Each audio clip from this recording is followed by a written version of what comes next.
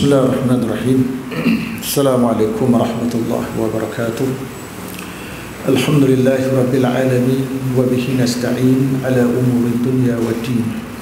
Wa salawatullah wa salamuhu ala nabiyyina al-karim wa ala alihi wa ashabihi ajma'in. Amma ba'd. In uridu illa al-islah ma istata'tu ma tawfiqi illa billah alayhi tawakkaltu wa ilayhi unib. Wa la hawla wa la quwwata illa billahi al-'aliyyil 'azim. Yang dihormati Tuan Iman, Tuan Bilal, Mursi dan juga ahli-ahli jawatan kuasa masjid, para ulama sekalian, hadirin hadirat yang dirahmati Allah sekalian. Alhamdulillah, pada malam ini kita dapat bersua kembali dalam kuliah maghrib kita secara mingguan bagi membahaskan buku berkaitan dengan isu-isu fiqh halal haram. Dan sebelum itu sebanyak dua kali saya menyampaikan sebelum ini saya cuba menjaga masa tempat masa ganti jauh atau kebenaran oleh pihak masjid untuk selepas daripada sesi azan kita bagilah peruntukan sikit antara 5-7 minit itu, tak lebih pada pukul 9 betul lah, untuk kita sesi soal jawab. Mungkin ada satu dua soalan yang timbul berkaitan apa yang kita kuliahkan pada malam ini. Muslim-muslimat yang dirahmati Allah sekalian,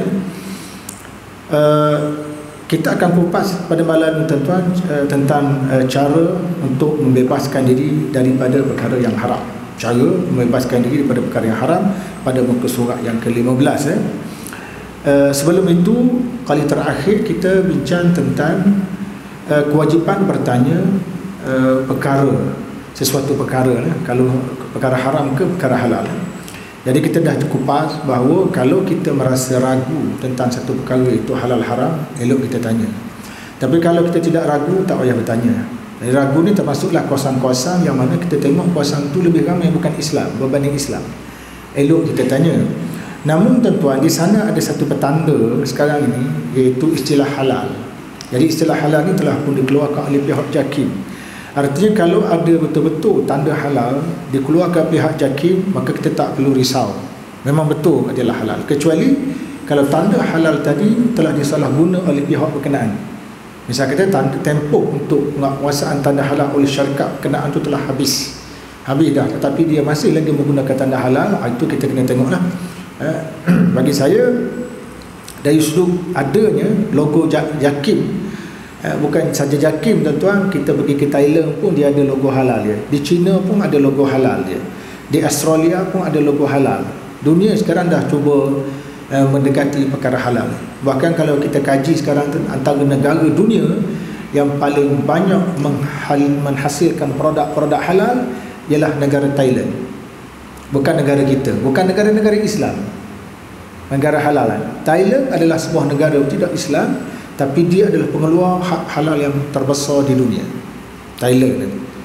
Jadi tuan-tuan tengok macam-macam masuk, saya tengok di Perlis ni macam-macam bentuk sos, macam-macam lah. Daripada Thailand, kita nak baca pun tak faham bahasa dia tu, tapi dia ada tulis perkataan halal ketika halal lah tu, sebab dia ada pusat Islam. Dan saya pernah melawat Syekhul Islam Thailand ni, walaupun Syekhul Islam ni dah lumpuh tuan-tuan, tapi dia tidak dipecat oleh Raja Thailand, sebab konsep Syekhul Islam di Thailand ni dia berkhidmat sepanjang hayat. Jadi dia pecat. Kita pergi melawat jabatan ni, kita berbincang, mana boleh tahu lah kedudukan umat Islam sekarang dari sudut ekonomi. Halal ini maknanya boleh dipercayai lah kalau halal tu keluarkan oleh pihak berkuasa agama Thailand. Cara membebaskan diri pada perkara haram tuan, iaitu di antaranya orang yang mengambil benda yang haram, dia kendaki bertaubat kepada Allah Ta'ala dengan taubat nasuha. Mana-mana orang yang terlibat dengan mengambil perkara haram, dulu ke sekarang ke, dia kena taubat kepada Allah Ta'ala. Itu langkah pertama. Orang ambil rasuah tuan-tuan, dia kena taubat tak? Memang dia kena taubat. Orang ambil rasuah tu kena taubat. Isunya timbul kemudian baru, kena pulang balik ke tak kena pulang balik benda yang kita ambil tu. Dan kalau benda kita ambil tu dah tak ada, nak pulang balik macam mana? Buatlah banyak kebajikan. Benda yang kita ambil tu masih ada, maka kita kena pulangkan baliklah.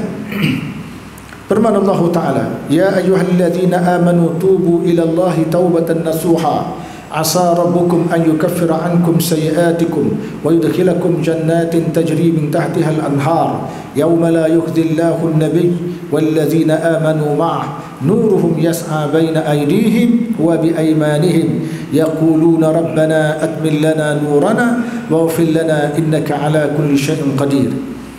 Maksudnya, wahai orang-orang yang beriman, bertaubatlah kamu kepada Allah dengan taubat nasuha.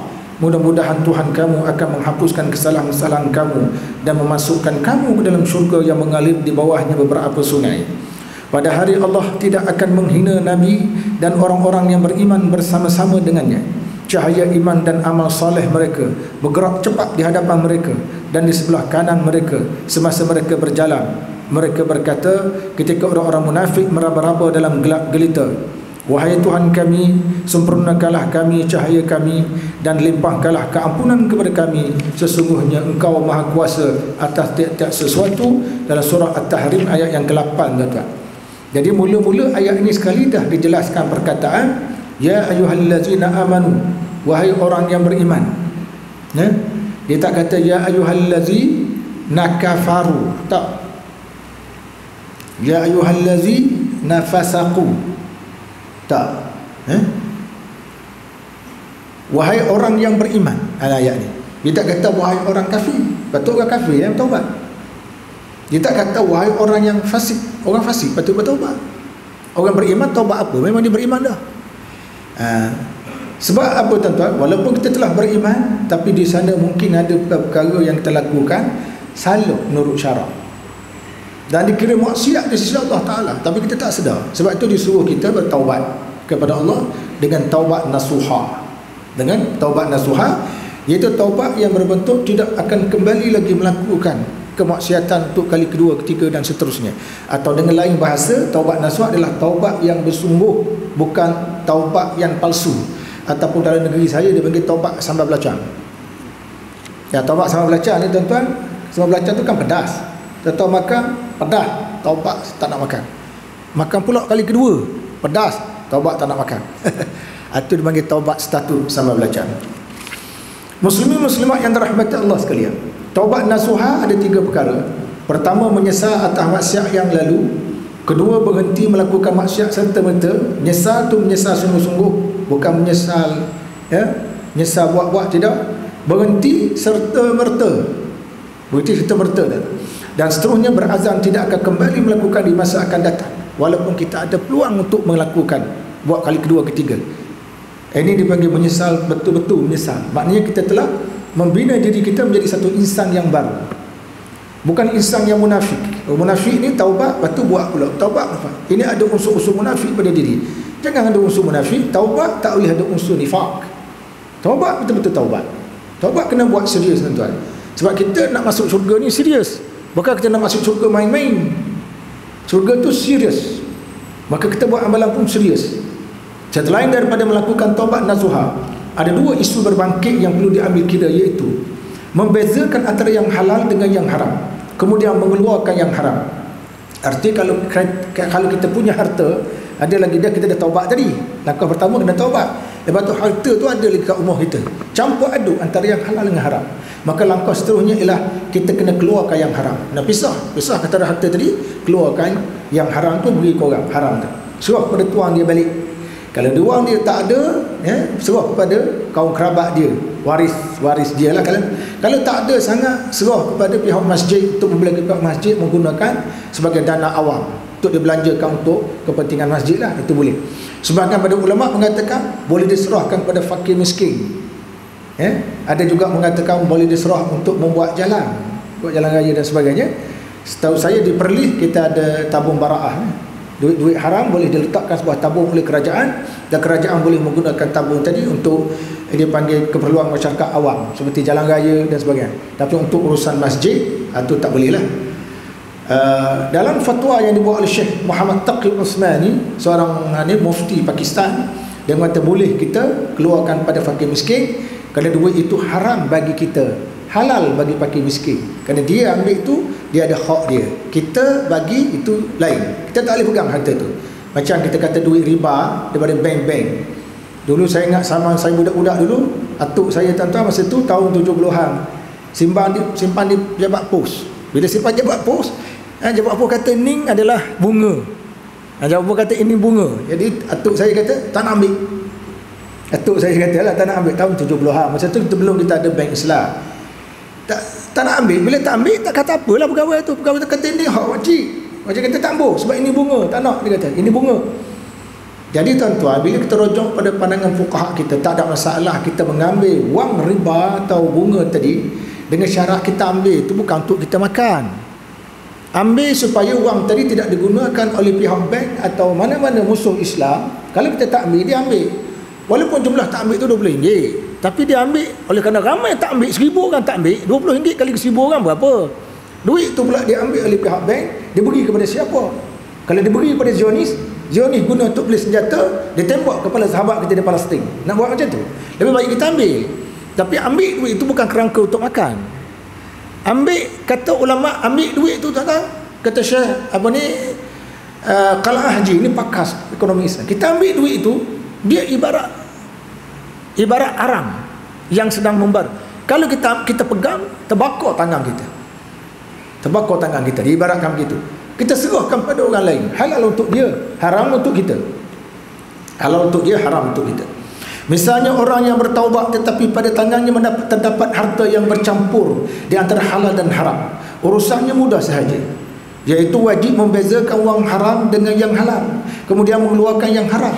Itu langkah kedua yang kena buat. Taubat dia kena kedua. Jadi kena cek belaka lah. Kita cek belaka macam mana sistem perolehan rumah kita, macam mana kan. Kena tengok harta-harta yang kita perolehi dari segi kalau betul-betul ada percampuran halal dan haram, maka jumlah yang haram tadi hendak ada dikeluarkan, diberi pada pihak-pihak yang telah saya sebutkan tadi. Jika bercampur dan tidak dapat dikenal pasti mana yang halal dan mana yang haram, tetapi tahu separuh pada hartanya adalah haram, tak tahu dah mana halal haram pasal campur, tapi tahu memang separuh daripada harta itu harta haram, atau sebahagian daripada keuntungannya diperoleh secara penipuan, manakala sebahagian lagi melalui cara yang halal, hendaklah mengasingkan separuh daripada hartanya itu. Maknanya kita dah campur aduk, kita tahu memang ada separuh. Jadi caranya kita asingkan separuh tadi. Walaupun kita tak tahu hak mana separuh, hak mana, kita kena asingkan. Ini menyelesaikan masalah harta-harta yang campur ni. Sebaliknya jika tidak diketahui, kalau tak tahu juga, tak dia tu suruh ambil separuh, kita asingkan. Kalau tak ditahu juga, hendaklah mengambil ihtiyat, mengambil langkah berhati-hati berdasarkan pada sangkaan yang lebih kuat dan yakin. Berasa kalau tak tahu juga tuan-tuan, mana satu, mana kita ambil lebih sikit pun tak apa, macam separuh tadi mungkin kita ambil 3/4. Langkah berhati-hati, dia panggil langkah berhati-hati dah. Dengan lain perkataan, hendaklah dikekalkan mana bahagian yang diyakini halal, manakala bahagian yang diyakini tidak halal hendaklah dikeluarkan. Ini kalau campur aduk lah, macam orang berniaga macam mana tadi, orang berniaga kan, campur halal, campur duit riba dan sebagainya. Itu pendekatan, salah satu pendekatan yang diutarakan lah, cara kita nak pisahkan yang halal haram kalau benda tu masih ada pada tangan kita lah. Yang kedua, mengenal pasti pihak yang berhak menerima harta itu. Apabila seseorang mengeluarkan harta haram daripada miliknya, ia tidak sunyi daripada 3 situasi, iaitu pertama, jika harta tersebut masih ada pemiliknya, hendaklah diserah pada pemiliknya dan minta maaf dengan dia lah tuan. Harta tu kena serah pada pemiliknya dan kita kenalah mohon maaf daripada dia pasal ambil harta tadi lah. Jika tidak ada, hendaklah diserahkan kepada warisnya, macam saya sebut tadi lah, serah pada waris dia. Jika jika ada tetapi sedang berada di luar negara, waris ada ataupun orang tu ada tuang dia, tapi tuang dia duduk luar negara buat haji, tak balik lagi, malam ni baru balik, misal katalah. Jika ada tetapi sedang berada di luar negara, hendaklah ditunggu kepulangannya atau bermusafir mencarinya. Jadi 2 pendekatan. Pertama, kita tunggu dia balik, simpan elok-elok, tunggu dia balik. Kalau kita berasa risau, pegang lama-lama ni kan, kok jadi benda yang bukan-bukan, kita musafir, naik berdepan, pergi hantar duit tu, pergi hantar duit. Seperti mana yang berlaku kepada Abdullah bin Mubarak. Abdullah bin Mubarak tuan-tuan, dia pergi satu tempat di Syam untuk mendapatkan sebuah hadis. Dipinjam satu pen, satu kalam, dipinjam satu kalam untuk nak tulis hadis tu. Dia terbawa balik ke Iran, sekarang Iran lah, Khurasan, terbawa balik lah. Sampai rumah baru tersedar pen itu milik orang. Dia tempuh, kawan tu letih tak hilang lagi. Dia tempuh perjalanan jauh demi menghantar sebatang peng yang dia pinjam, bukan hak dia. Dan kita berapa banyak kita bahang peng orang lain. Nak kau cikgu-cikgu sekolah tu tak kira lah. Peng kawan tak awal punya sekejap, lepas tu tak ingat lah. Ada orang pinjam tuan, memang dia sengaja nak hantar balik, ni niat ikhlas tapi tak jumpa tuan dia. Ada orang yang kalau bab pinjam ni cukup bermasalah. Pinjam masjid, tak hantar pinjam masjid. Pinjam barang orang, tak hantar, nasib baik pinjam kereta hantar. Kalau tak hantar, jeng. Yang apalagi tuan-tuan baru aja berhasrat nak beli kereta Alza 2022. Dia pinjam tak hantar-hantar. Kita tak rasa, kita sempat nak rasa. Ini satu masalah besar. Ada jenis jenama macam tu. Saya tengok ada dua jenis jenama manusia ni. Pinjam, amanah, pulang balik. Pinjam, tak pulang balik. Selagi tuang dia tak kata pulang, selagi tu dia tak akan pulang. Ini spesies yang kedua. Jadi spesies ni kena jaga sikit tuan-tuan. Beruntunglah spesies ini dunia. Untung dia. Akhirat besok kita nak bawa binatang, kenderaan, harta, tanah yang kita ambil nak fikir tak tahu kita. Jumpa tuang dia, ambil balik, aku tak nak. Itu negara untuk terima balasan. Itu bukan negara untuk pulang hutang. Nak pulang hutang di sini. Pulang hutang di sini tuan-tuan. Bukan di akhirat. Kita bawa dengan berbagai bebanang atas kepala dan bahu kita. Kita cuba selesaikan hutang. Manusia tak nak tengok dah benda tu. Manusia nak tengok hasil. Akhirat negara hasil. Negara hasil, bukan negara amal. Di sini nak bayar hutang di sini. Di sini tuan-tuan. Nak bayar hutang di sini. Nak beramal di sini. Di sana tak ada peluang untuk nak beramal. Kemudian kedua, jika harta tersebut tidak ada pemilik, hendaklah disedekahkan atau dibelanjakan untuk kepentingan orang-orang Islam seperti saya sebut tadi. Seperti tentera yang mengawal di sempadan negara. Zaman dulu ulama sebut tentera mengawal sempadan negara. Sekarang ni nak buat guana tuan-tuan. Sebab kita ada kementerian pertahanan, boleh tukarlah watak dia. Dulu tentera tu dia ada pengawal dia, bos dia yang kawal di sempadan. Dalam konteks sekarang, kawal sempadan tu adalah dia punya kawal pengentah dan sebagainya. Lebih baik kita masuk dalam tabung angkatan tentera. Tetapi kalau negeri-negeri tu dah ada tabung baraah macam Perlis, itu lagi senang. Itu lagi senang pendekatan kita ni. Membina masjid atau taman-taman awam. Dia kata membina masjid ataupun taman-taman awam. Maknanya ada juga, contohnya Syekh Ibnu Qudamah misalnya kata menyebut pendapat sebahagian ulama dalam mazhab Hanbali boleh digunakan harta itu untuk membina masjid. Tapi saya tuan-tuan pada dasarnya harta-harta tak tahu pada tuang yang digunakan ni tak guna masjid, tak bina masjid pun tak apa, sebab dana ni dia bagi ke masjid. Tak ada tuang, dia bagi ke masjid. Dia minta masjid belanjakan. Dia belanjakan dah. Minta maaf tuan-tuan, saya nak sentuh sikit masalah dana masjid ni. Dana masjid ni tuan-tuan, orang bagi duit sumbangan kepada masjid, apa tujuan? Adalah untuk segala urusan berkaitan dengan masjid tu. Jadi dia nak bayar ke ceramah ke, dia nak tukar kapet ke, dia nak baiki atap bocor ke, duit guna orang ramai, itulah duit dia. Sebab kadang-kadang ada masjid tuan-tuan, dia punya kutipan dia mencecah ratus ribu. Dia tak belanja, dia sayang. Dia tak belanja, dia sayang datang. Apabila bocor, dia minta kerajaan tampung. Bila bocor, dia minta maib. Misalnya katalah kalau dia pergi dia panggil maib. Kalau dia Terengganu dia panggil Maidan. Minta Maidan tolong keluarkan belanja pasal masjid bocor. Dia sendiri memiliki ratus ribu. Ini bahaya tuan-tuan. Ini amanah orang. Masjid bukan kerja kumpul duit dan simpan duit, bukan. Masjid adalah satu institusi menyebarkan ilmu. Dana diberi untuk memudahkan kelancaran penyebaran ilmu. Jadi maknanya kita nak buat ibadah, dalam masa sama kita berdosa pasal nyimpang duit orang. Jangan begitu tuan-tuan. Saya dengar banyak bukan sinilah, beberapa negeri yang saya pergi, ahli tangkuasa duk cerita masjid ni beratus ribu, masjid ni beratus ribu, tapi bila nak tukar apa ni, nak bocor apa semua sekali, minta kerajaan negeri. Kita guna masjid, kita guna dana yang orang bagi itu. Orang tu tuan-tuan dibagi dengan penuh keikhlasan. Tapi tak ada masalah kalau tuan-tuan nak buka, kita buka pada orang ramai. Tuan-tuan sekalian, kita sekarang nak buat satu projek, nak buat kipah. Dia kan biasa masjid kan, kipah besar tu kan, kipah besar.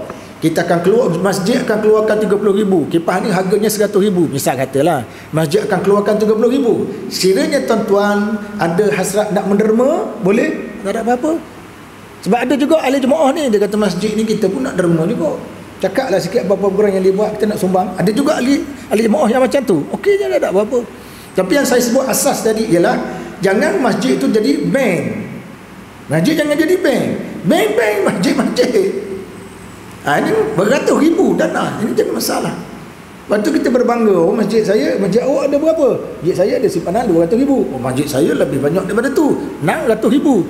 Berbangga dengan jumlah. Masjid bocor. Tandah selok pun tak ada. Selok tak ada selok. Penyelok tu, jelok tu harga RM2.5. Minta maaf, bukan sini tuan-tuan. Saya sebut bukan sini sebagai contoh ni. Jangan tuan-tuan kata celaka tu dia kata aku. Bukan, tak kata sini. Saya kata pernah saya pergi ceramah tuan-tuan. Sebab kita tanya tentang kuasa, dia cerita dengan penuh keikhlasan. Dia cerita, masjid kami 200 ribu. Tadi saya pergi ke tandah dia, selok tak boleh beli. Tahu tak selok masjid tu? Selok tu RM2.5. Sebab kita nak masuk tu, kita keselokkan. Masalah tak? Itu kena jaga sikit. Itulah kita sebut hadis ni. Rasulullah sallallahu alaihi wasallam kemudian seterusnya dia membina masjid atau taman-taman awam boleh, taman-taman awam jika sekiranya diserahkan kepada qadi. Zaman dulu dipanggil qadi. Ada setengah negeri kekal qadi, ada setengah negeri macam Pahang dia panggil qadi. Negeri Terengganu dia tak panggil qadi, dia panggil hakim syar'i. Perlis saya rasa dia guna apa? Istilah. Dia guna qadi ke dia guna hakim? Hakim syar'i lah. Dijelaskan tak apalah. Istilah lebih fungsinya adalah sama sahaja. Jadi jika qadi seorang yang amanah, dia kata, kalau qadi itu seorang amanah, maka duit tak tahu tuan tadi serah kepada qadi, serah pada hakim syar'i. Serah pada dia lah. Kalau dia tak amanah. Kalau hakim syar'i itu sendiri tak amanah, dah serah. Jangan serah betul kalau hakim syar'i itu dia tak amanah. Contohnya dia, Rasulullah SAW pernah dihidangkan dengan daging panggang, tetapi daging itu memberitahu yang dia adalah daging diperoleh dari sumber yang haram. Baginda memerintahkan agar daging itu disedekahkan kepada orang-orang tawanan. Pernah satu ketika disedekah kepada orang tawanan. Dan ada juga kisah Barirah kan, yang telah dihadiahkan dengan satu daging. Jadi Nabi ni sana dia tak makan harta, dia panggil zakat. Harta zakat tak makan. Jadi Barirah ni dia masak daging tu, jadi menggelegak. Nabi kata tu apa? Orang kata ini daging puan tak boleh makan, saya boleh hadiah pada saya. Tuan kata, Nabi kata boleh. Sebab apa? Sebab hadiah. Barirah tu boleh. Zakat pada dasarnya Nabi atau turunannya tak boleh makan. Tapi oleh Barirah tu menghadiahkan kepada Nabi, maka boleh terima, tidak ada masalah. Hadiah turunan Nabi ni boleh makan. Bahkan tuan-tuan di dalam mazhab Hanafi dia, mazhab Hanafi antara satu-satunya mazhab yang membenarkan siapa-siapa keturunan Said betul-betul sampai turunan pada Nabi, dia berhak mendapat bantuan zakat kalau dia miskin. Turunan Nabi ni menjadi ulama tak benar, termasuk mazhab Syafi'i 3 mazhab tak benar, tapi mazhab Hanafi membenarkan. Alasan dia apa? Alasan keturunan Nabi dan keturunan Nabi dia miskin. Cuba orang lain juga, walaupun di keturunan Nabi dia miskin, maka dia berhak mendapat bantuan daripada kerajaan, bantuan zakat lah. Itu mazhab Hanafi, tapi terserah kepada kerajaan negeri. Kalau kerajaan negeri tak nak beramal perangai mazhab tu, tak apa lah. Tak apa, dia boleh buat protokol lain dalam bentuk misal kata hadiah tadi daripada Baitul Mal dan sebagainya. Kemudian seterusnya asas-asas penting tentang halal dan haram. Ada apa perkara tuan-tuan dipanggil asas penting halal haram. Sebelum kita nak pergi tengok isu-isu banyak muka ni isu dia, kita tengok asas penting halal haram tu benda, supaya kita mantap pengetahuan kita tentang halal haram. Pertama sekali asalnya ialah asal sesuatu perkara adalah harus dalam bidang muamalah. Dia panggil al-aslu fil asya' al-ibahah. Asal satu perkara dalam bidang muamalah atau adat harus. Mana kalau dalam adat tak boleh nak kata benda itu haram secara mudah-mudah, sebab asal adat harus. Asal ibadat, sebagian ulama kata al-aslu fil ibadati at-tahrim hatta yadulla ad-dalilu 'ala al-halal tahlil. Asal ibadat haram, tak boleh buat barang-barang. Kecuali ada dalil yang mengatakan boleh buat macam ni, boleh buat macam ni, baru kita buat. Tapi bab muamalah, bab adat tak apa tuan-tuan, bab adat kan. Maka timbul isu baru ni majlis apa ni kat negara kita dia panggil Bon Odori ya.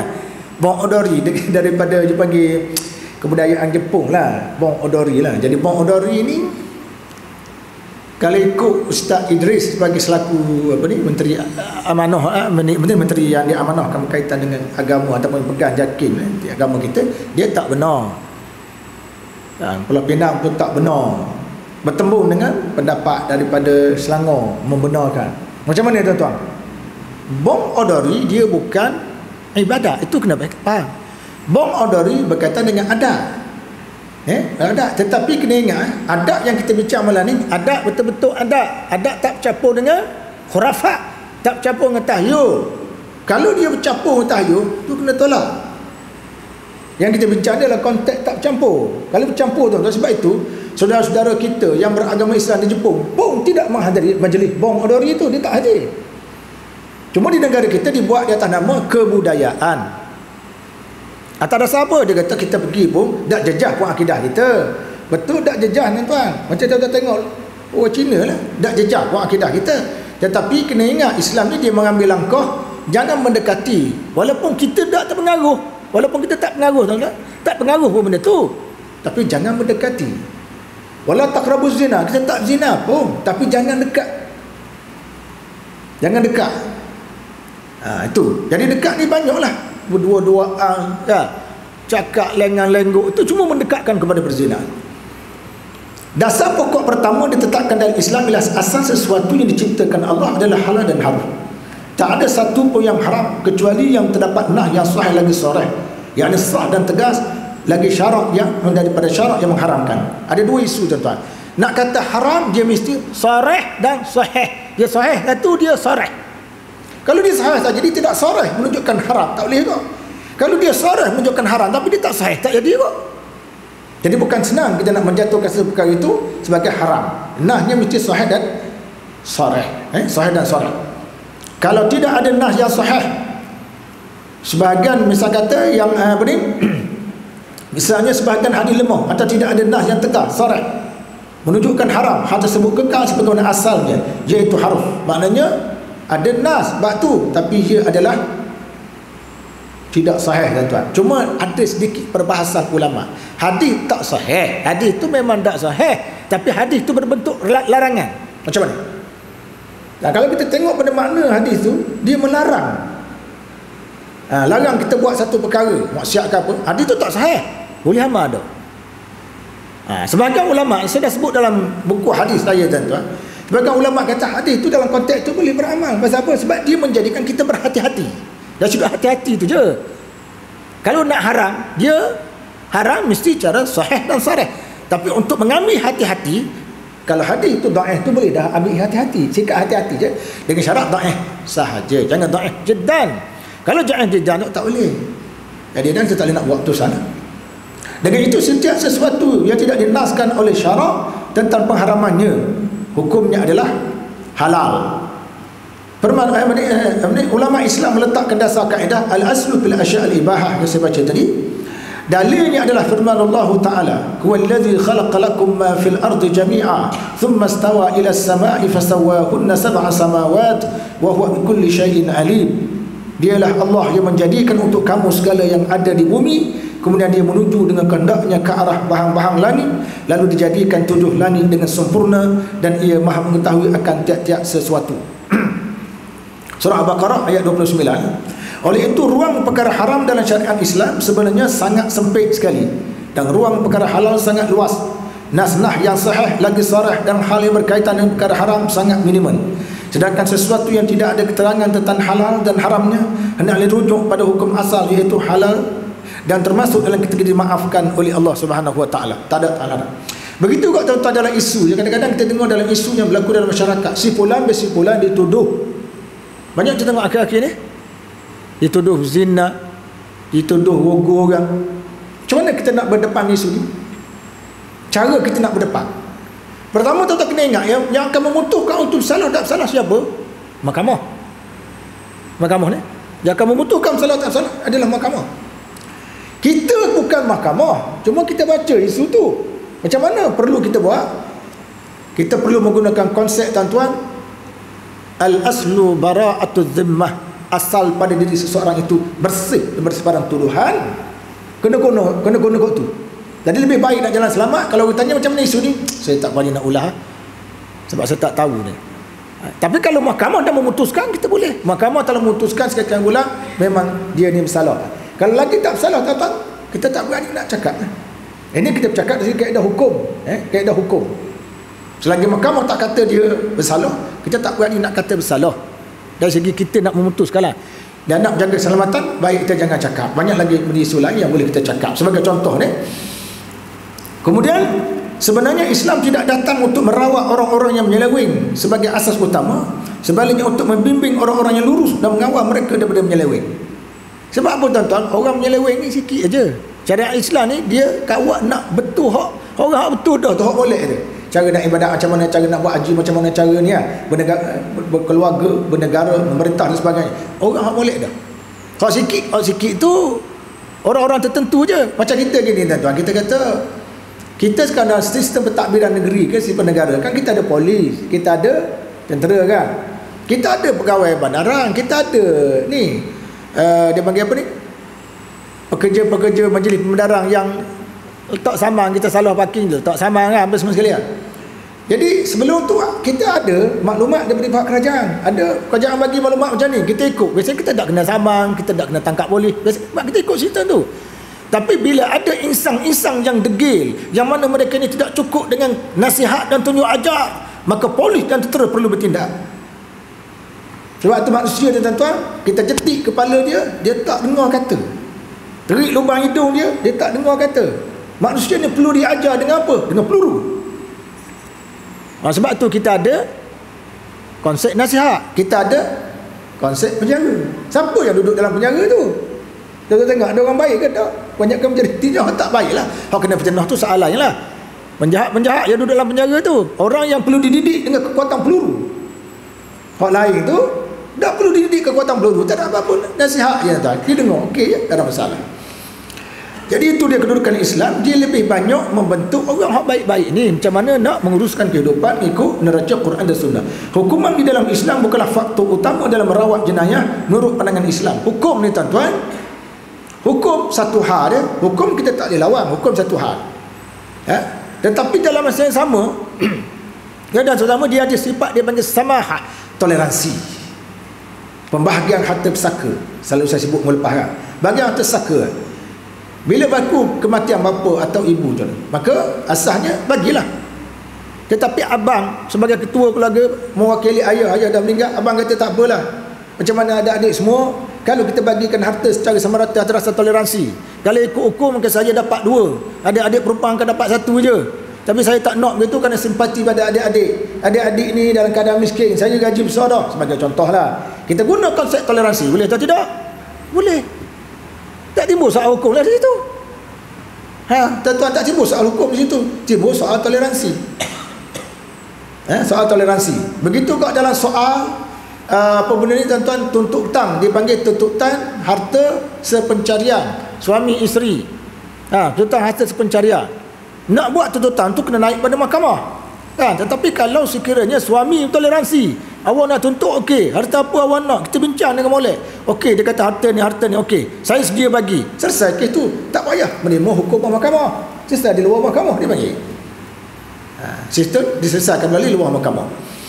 Jadi hukum itu bukanlah faktor utama dalam merawat jenayah menurut pandangan Islam. Bahkan banyak benda. Hukum hudud tuan-tuan, hukum hudud salah satu. Sebelum laksana hukuman hudud tu, hudud tu untuk apa? Kesalahan zina contohnya dah. Mencuri. Sebelum orang mencuri tu Islam kata apa? Islam larang mencuri, Islam suruh kita bekerja, Islam kita minta cara halal, Islam suruh kita sedekah. Sebelum sampai kepada tahap orang tu mencuri, bila dah mencuri baru cukup syarat ke tangan. Sebelum nak pergi ke situ tu Islam bincang panjang lebar benda-benda lain tuan-tuan. Mana kalau orang tu mencuri pula, tengok lagi dia mencuri atas faktor apa. Oh, dia kerana kemiskinan. Kerana kemiskinan dia ditangkap, kerajaan tak boleh potong tangan kerana negeri menghadapi masalah kewangan. Sebagai contoh, nampak? Jadi dia nak kata hukum ni, tetapi tuan-tuan, hukum kita tak habis. Kita kata bukan semuanya, salah satu daripadanya adalah hukum ni. Salah satu. Sebab tu Syekh Ahmad Rizaini dia bincang dalam Fikrul Islami dia. Dia kata tuan-tuan, satu istilah saya sebutkan di sini iaitu kewajipan pemerintah Islam. Siapa-siapa naik pemerintah, kewajipan pemerintah Islam ialah melaksanakan syariat Islam. Itu kewajipan pemerintah. Tidak boleh ada toleransi.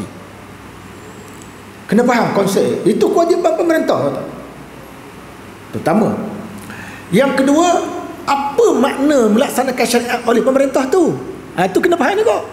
Jadi bila sebut melaksanakan syariat, jangan tak faham. Pemerintah kerjanya wajib laksanakan hudud. Hudud salah satu. Hudud salah satu. Sebelum laksana hudud tu, hak lain hak membabitkan syariat Islam, tak payah buat. Kerajaan kena kuat kuasa, kami kata dari segi puasa, pastikan rakyat semua puasa. Itu syariat Islam. Kerajaan kena kuasakan hukum sembahyang, tuan. Kena sembahyang, pasti rakyat sembahyang. Allazina immakkannahu fil ardi aqamus salah wa atawuz zakah wa amaru bil ma'ruf wa nahu 'anil munkar walillahi 'aqibatul umur. Itu kerja kerajaan menegakkan solat, tuan. Jadi contoh macam negeri Terengganu.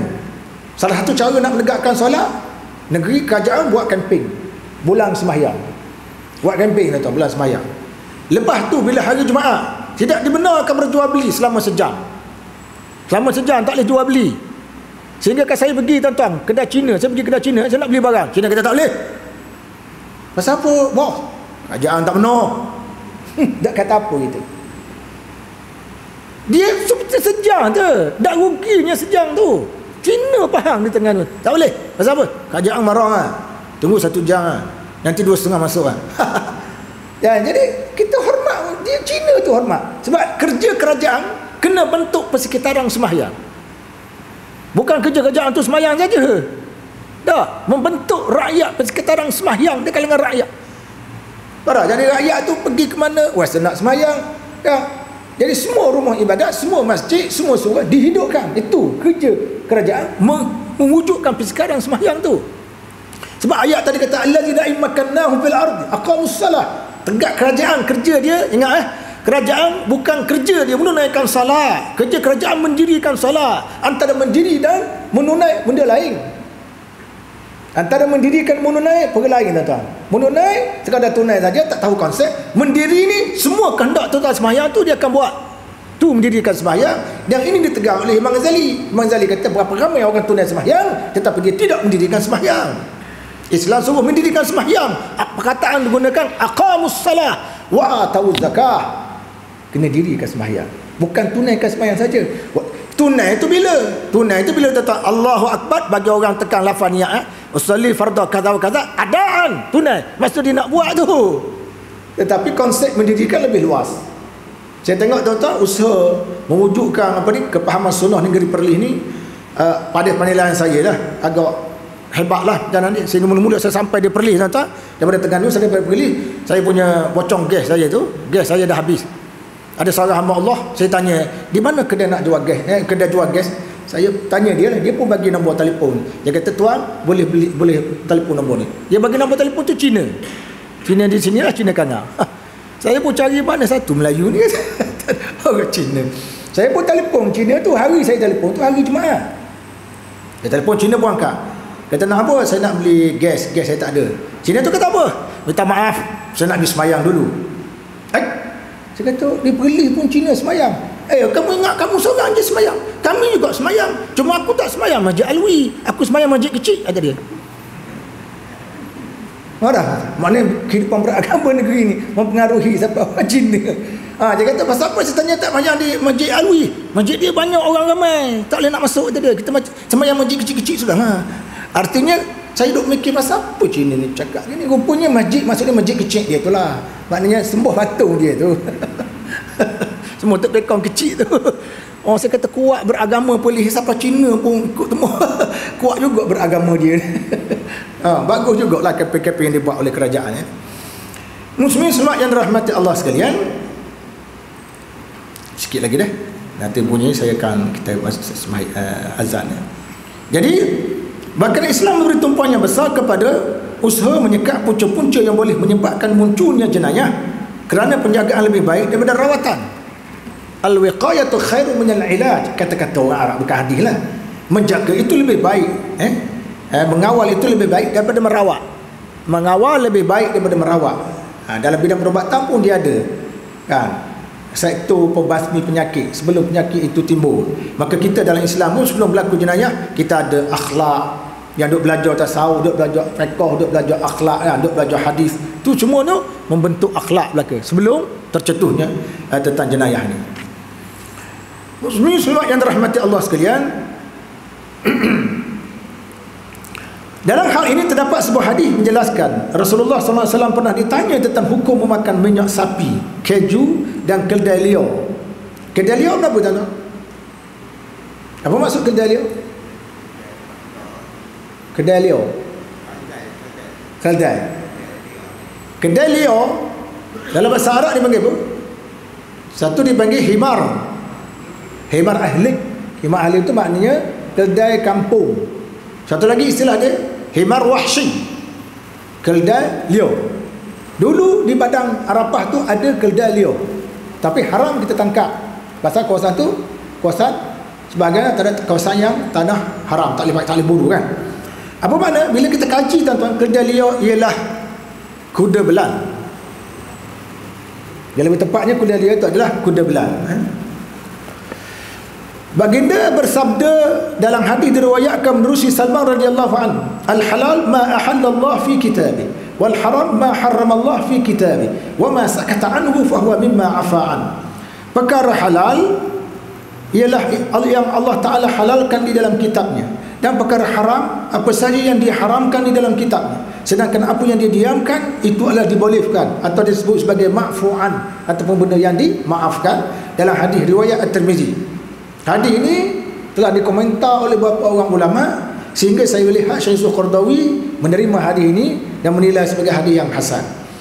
Rasulullah SAW tidak ingin memberikan jawapan pada pihak yang bertanya dengan menerangkan satu persatu perkara halal dan haram, tetapi baginda merujuk pada satu kaedah yang boleh menjadi panduan mereka, iaitu yang haram ialah apa saja diharamkan Allah di dalam kitabnya, dan yang halal ialah apa saja dihalalkan oleh Allah di dalam kitabnya, dan yang lebih daripada itu adalah perkara yang dimaafkan, iaitu halal.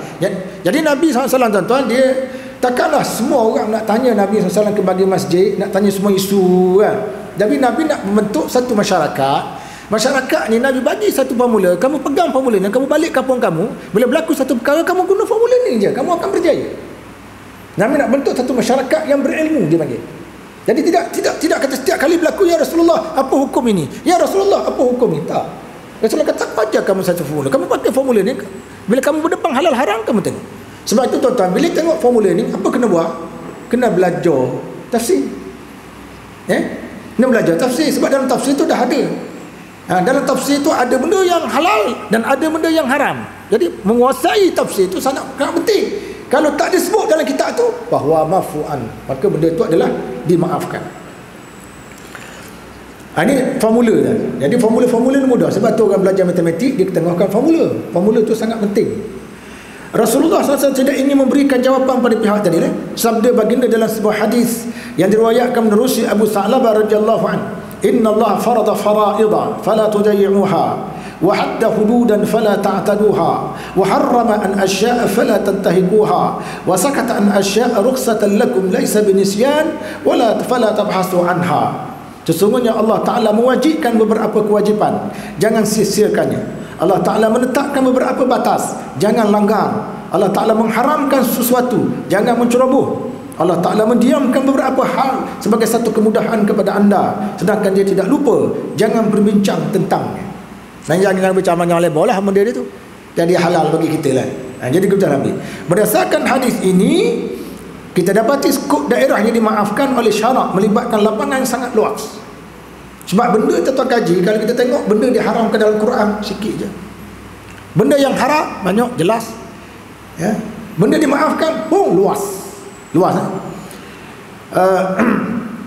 Jadi berdasarkan hadis ini kita dapati skop daerah yang dimaafkan oleh syarak melibatkan lapangan yang luas dan perkembangan yang pesat yang berbeza dengan perbezaan persekitaran, keadaan dan suasana, seperti perkara-perkara yang bersangkut dengan politik, ketenteraan, pentadbiran dan lain-lain. Jadi benda tu kalau kita perhatikan banyak benda-benda yang halal, banyak benda-benda yang halal. Kadang-kadang benda halal itu merangkumi soal budaya tuan-tuan. Ada juga budaya. Bab budaya ni ada dua. Bab budaya ni merujuk kepada uruf. Ada uruf yang diiktiraf oleh syarak, ada uruf yang tidak diiktiraf oleh syarak. Jadi sekat tu dulu kita azam dulu, insya-Allah kalau ada masa sikit sebanyak antara 5 hingga 7 minit kita buka sesi soal jawab. Silakan.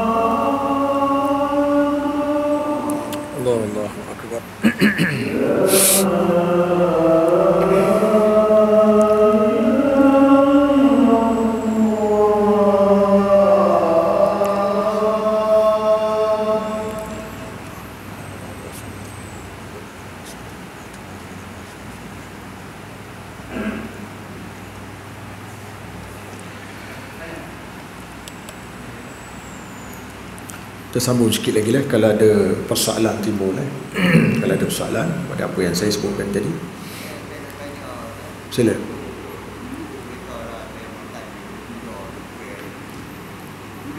Ya, kuda memang halal lah. Sebab para sahabat pernah menyembelih kuda dalam perang kerana tidak ada bekalan makanan, itu tidak ada masalah kuda. Ya, jadi haramnya adalah himar ahli, iaitu keledai kampung. Adapun himar wahsyi yang saya sebut tadi, iaitu dipanggil kuda belang. Kuda belang tak ada apa, kuda belang tu benda yang halal, boleh dimakan. Itu benda yang telah pun sabit dengan nas, tak ada masalah. Ada soalan lain? Ya. Tadi Ustaz sentuh berkenaan dengan pembahagian harta pusaka, Ustaz. Ya. Ustaz kata boleh bagi sama kata kan, dalam atas persetujuan lah. Ya. Adakah itu kita boleh kata membelakangkan hukum Allah, Ustaz? Tidak juga, sebab ulama dari sudut asas asas pembagian harta pusaka mesti hukum syarak. Asas bagian harta pusaka itu mesti mengikut hukum syarak. Cantik soalan Tuan Haji kita. Sekarang ni saya sebut contoh tadi begini. Sekarang ni hukum syarak kata isteri dapat begini, anak lelaki dapat begini, anak perempuan dapat begini. Ya.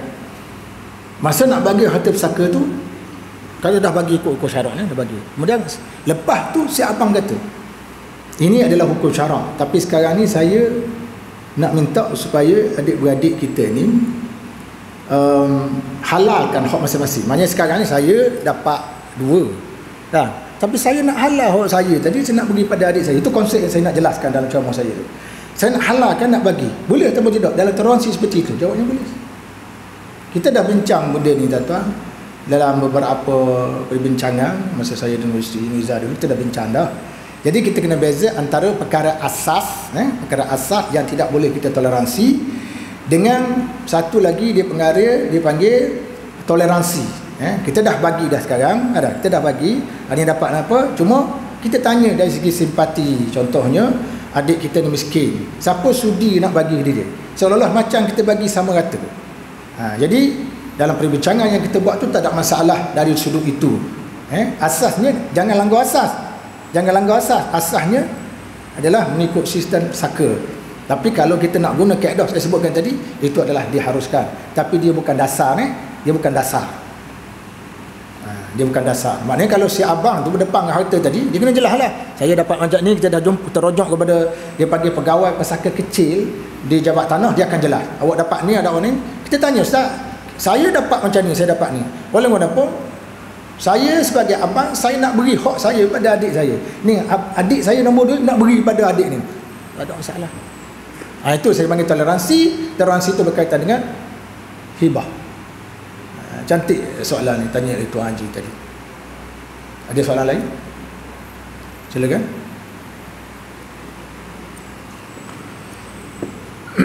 Kalau ada lagi soalan? Okey. Kalau tak ada, alhamdulillah, terima kasih. Kita ada dua soalan. Jadi kita belajar ni tuan-tuan. Pertama, kita belajar dengan cara kita kuliahkan buku kita. Yang kedua, kita belajar dengan cara sesi soal jawab. Sesi soal jawab ni juga menambah ilmu kita lah. Innama syifa'ul 'ilm as-su'al.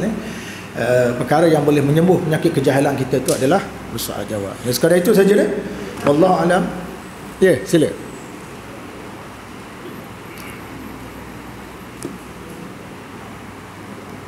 Kalau jauh sangat kan, tulis kertas pun tak apa, dalam kertas. Macam mana tak? Ya, ya. Jadi wasiat ni kan. Kalau orang dulu dia wasiat ni kan, dia cakap apa orang kata mulut saja. Ya. Tapi kalau orang yang ada sekarang ni dia tak mau pakai cakap mulut tu, macam mana tu? Soalan yang ditanya oleh Tuan Haji kita berkaitan dengan wasiat, di mana orang dulu-dulu dia wasiat mulut tanpa ada saksi kan. Ada saksi. Yang gini, dia kena dua lah. Pertama, kalau sesuatu wasiat itu disampaikan dan ada saksi, maka wasiat itu berkuat kuasa. Ingat? Dia kan kuat kuasa. Walaupun tak ada betul ada saksi. Cuma saksi itu kena mainkan peranan, kena nyatakan disaksikan sekian di mahkamah. Yang kedua, isu timbulnya ialah wasiat yang dibuat tanpa ada saksi. Itu jadi masalah sikit. Saya dah merujuk pada sahabat-sahabat kita terlibat dalam dunia wasiat dan tuan. Dia kata, dia cuba nak menyelesaikan kes yang Tuan Haji kita tanya tadi. Dia wasiat, si mati itu sebelum dia meninggal dia ada wasiat. Wasiat tuan. Tapi wasiat itu dia cakap seorang sama seorang. Apabila dah meninggal, orang diwasiatkan memberitahu kepada waris bahawa rumah ini telah diwasiatkan kepada saya, tapi dia tidak ada saksi. Masalahnya tuan, bila dibawa kes itu kepada mahkamah tak lekat.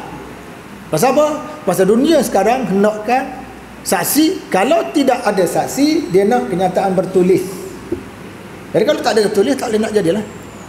Kayak yang bertulis. Walaupun dibuat macam ni, dunia sekarang nak saksi, tak ada saksi, kenyataan bertulis daripada tu. Apalagi kalau kenyataan bertulis itu telah dicop. Itu memang satu kenyataan bertulis yang sangat. Cuma saya sebut minggu lepas tuan, saya tambah sikit isu. Saya kata apabila kita seorang hamba Allah ni, saya sebut ini isu benar lah. Dia sakit, dia orang tua, ada anak angkat jaga dia, anak-anak sendiri tak jaga. Ini betul berlaku lah. Jadi bila dia mati, belum dia mati dia kata aku serahkan rumah ni kepada kamu kan. Bila dia meninggal, anak-anak balik. Bila anak balik, anak-anak tuntut rumah tu. Jadi dia beritahu, dia kata rumah ni saya punya. Pasal apa saya punya? Dia telah berwasiat pada saya ni anak angkat. Waris tak boleh wasiat, anak angkat boleh lah. Tapi anak-anak dia tak nak terima. Pasal pertama, wasiat itu tidak ada saksi. Yang kedua, wasiat itu tidak bertulis. Jadi bila dia bawa mahkamah, tak lekat.